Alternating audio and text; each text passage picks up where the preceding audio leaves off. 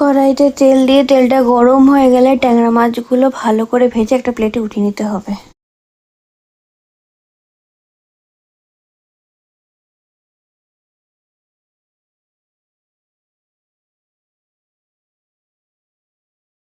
ওই তেলেই বেগুনগুলো দিয়ে ভালো করে ভেজে একটা প্লেটে উঠিয়ে নিতে হবে। ওই তেলেই কালো জিরে কাঁচা লঙ্কা ফোড়ন দিয়ে পেঁয়াজটা ভালো করে ভেজে নিতে হবে।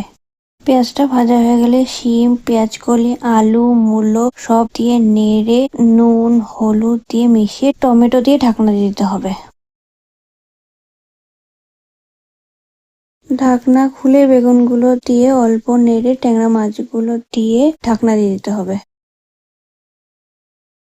ও আমি তো এর কথা বলতেই ভুলে গেছি, আমি তিতলি। তোমরা যারা যারা এই ভিডিও দেখছো তারা চ্যানেলটাকে সাবস্ক্রাইব করে দিও আর বেল আইকনে টিপে দিও, বন্ধুদের পাশে থেকো।